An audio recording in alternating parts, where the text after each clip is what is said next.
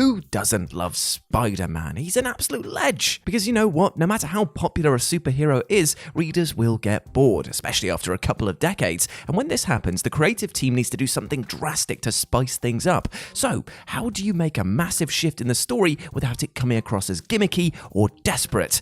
Well, you don't do these 10 things. So let's take a look at them. As I'm Jules, this is WhatCulture.com, and these are 10 terrible mistakes that almost ruined Spider-Man for everyone. Number 10. The Spider-Mobile. Amazing Spider-Man, number 130. Many superheroes have their own distinctive mode of transport to assist them in their crime fighting. The Avengers drove the Quinjet, Wonder Woman pilots the Invisible Jet, and Batman obviously has the Batmobile. Now, not all vigilantes have their own distinct vehicles, and since Spider-Man can zip around the city of Manhattan with his web shooters, it would be totally nonsensical for the webhead to drive a superhero-styled car, right? Well, in Amazing Spider-Man number 130, Spidey did indeed get his very own Spider-Mobile. When the Human Torch of the Fantastic Four revealed the car, he told Spider-Man that he could use it to catch criminals. Despite the fact that the web-slinger had never driven a car before, he took the Spider-Mobile and used it for several adventures. The response from readers was mostly negative, mainly because it was clear that the Spider-Buggy was only incorporated into comics to sell toys. Now, to be fair, Batman's Batmobile was also created to sell toys, but that vehicle makes sense in the context of the story.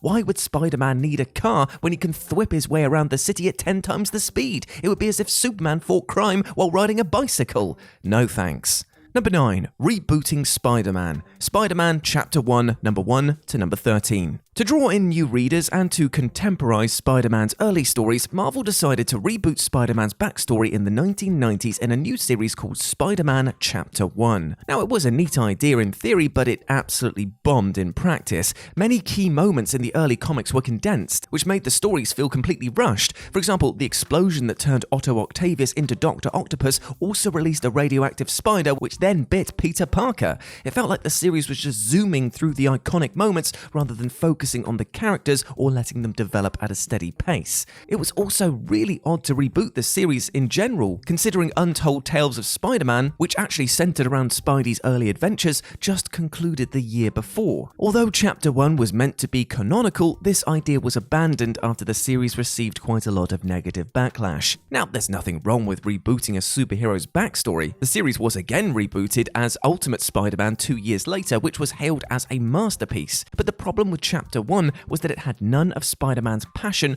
or heart, so it felt like it was made purely to make money rather than for the fans. Number 8. Changing his powers to match the movies. Spectacular Spider-Man number 16 to number 20. After Anna Soraya was exposed to nuclear radiation, she turned into an insect-controlling beast called the Spider Queen. Desiring a mate, she kissed Spider-Man, infecting him with a toxin that gradually mutated him into a giant spider. Despite this transformation, MJ acts surprisingly cold towards Peter, even forcing him to go to a wedding, even though he's developed 4 bloody eyeballs. He eventually turns into a giant spider, finding himself completely under the thrall of the Spider Queen. As Anna's master plan reaches the final stages, Spider-Man drops dead and gives birth to, himself. And this Spider-Man looks the same as the original, save for one major difference. He's got organic web shooters. And now at this point, most readers realized the entire story was written solely to give Peter organic webs to tie in with the movies. And Marvel thought that the best way to incorporate this element is clearly by making a pregnant Spider-Man give birth to himself. What did I just read out?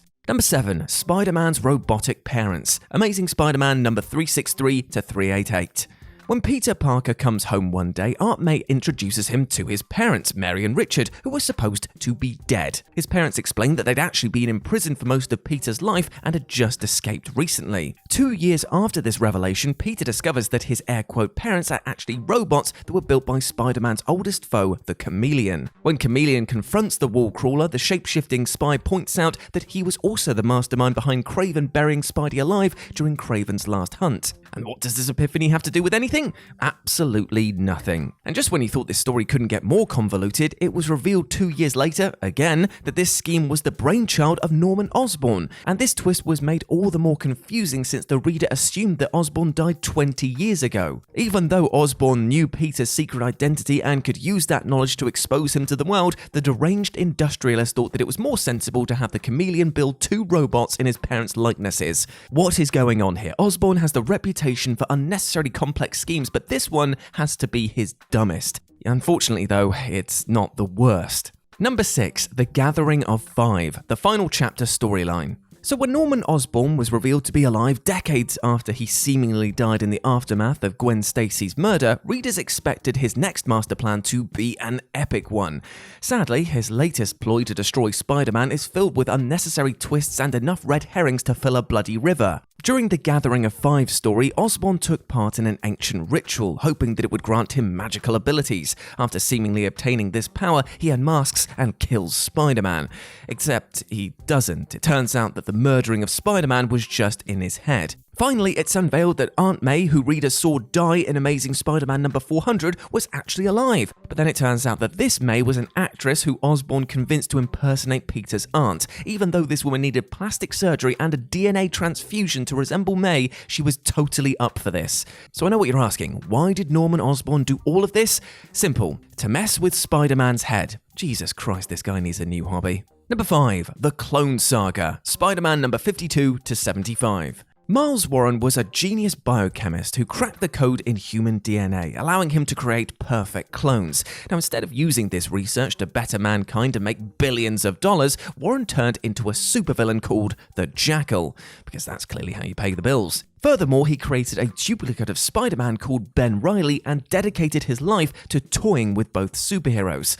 As silly as this story sounds, we're just getting started here. Peter Parker eventually deduces that he is the clone and that Ben Reilly is the real Spider-Man. Although the Marvel creators thought that this would be a mind-blowing twist, readers felt cheated that the superhero that they believed to be the one true Spider-Man was actually a fake. But it gets worse. When Peter learns that his wife is having his child, he decides to settle down with her and passes the Spider-Man mantle on to Ben. And if you're wondering, yes, the entire scheme was concocted once again by Norman Osborn for just reasons we don't... Why? The Clone Saga story was so universally reviled that everything was reversed so that Peter was the real Spider-Man after all. Jesus Christ.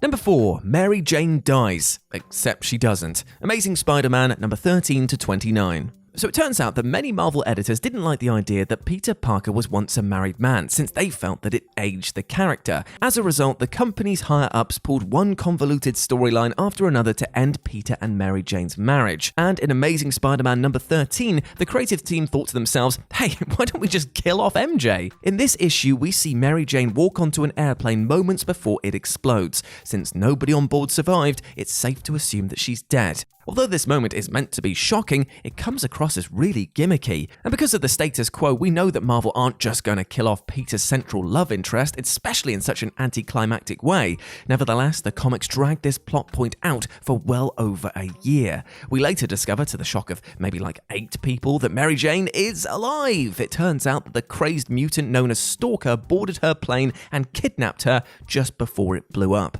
And what happened after Spider-Man finally rescues his wife from the kidnapper? She dumped him. Way to go, Marvel.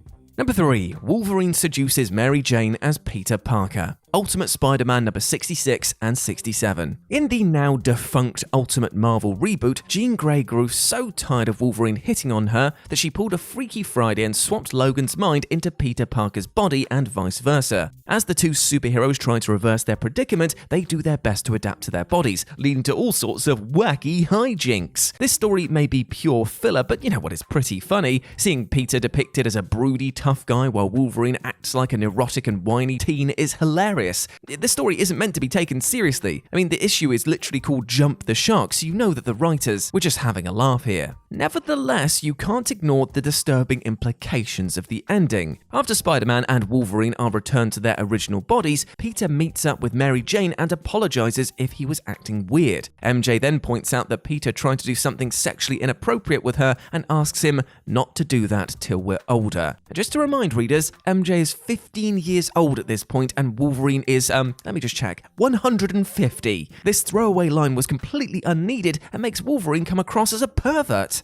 Number 2, Aunt May is Peter Parker's mother? Trouble number 1 to number 5. The 5-part miniseries Trouble centers around Peter Parker's Aunt May, Uncle Ben, and his parents Mary and Richard when they were teenagers. As a concept, this is actually a pretty great idea, seeing as we get to see what Peter's family members were like when they were his age. Unfortunately, though, the comic was a disaster. The 4 main characters are depicted as horny teenagers and talk about sex, pretty much every second page. Being the devil's advocate, you could argue, but they're teenagers, it's what they're like, which I guess is true. But then again, Peter was never depicted as a sex-crazed idiot. But here we get to see his dad complain how he can't close the deal with Mary, and seeing Ben whinge how he's spending all of his wages on condoms. And when you read dialogue like this, it's like the creative team were consciously trying to destroy these beloved characters' reputations. But the most baffling moment is when it's revealed that Aunt May is actually Peter Parker's mother, and she gave her child to Richard and Mary to raise. Now, you could argue that the story shouldn't be taken seriously since it does take place in an alternate universe, but if that's the case, why were the writers compelled to tell such an inappropriate story in the first bloody place? And number 1, everyone forgets Spider-Man's identity. Number 544 to 545. During the Civil War storyline, the Registration Act made vigilanteism illegal, forcing superheroes to register with the government or suffer imprisonment. Not only did Iron Man compel Peter Parker to embrace the new law, he encouraged Spider-Man to unmask on live television, giving up his secret identity forever. And it didn't turn out too well, as when the Kingpin learned that Peter and Spider-Man were one and the same, he tracked down where Peter was living and hired an assassin to eliminate his longtime rival. However, the hitman missed Peter and shot Aunt May, gravely wounding her. When the world's best doctors informed Peter could do nothing to save her, he made a literal deal with the devil. Mephisto agreed to spare May's life under one condition, that Peter give up his marriage with Mary Jane Watson. And just to sweeten the deal, the archdemon promised to make everyone on Earth forget Spider-Man's identity. This story was so hated by pretty much everyone, mainly because Spider-Man seems like the last superhero that would ever agree to any terms made by Marvel's version of Satan. This story arc also undercut the impact of Spider-Man giving up his secret identity during the Civil War. His unmasking felt like one of the biggest moments in comic book history, but now feels completely pointless in hindsight. Cheers. And there we go, those were 10 terrible mistakes that almost ruined Spider-Man for everyone. I hope that you enjoyed that, and please let me know what you thought about it down in the comments section below. As always, I've been Jules. You can go follow me over on Twitter at RetroJ0, or you can swing by Live and Let's Dice. That's Dice with a C, where I do all of my streaming outside of work, and it'd be great to see you over there, my friends. As always, I've been Jules. You have been awesome. Never forget that, and I'll speak to you soon. Bye.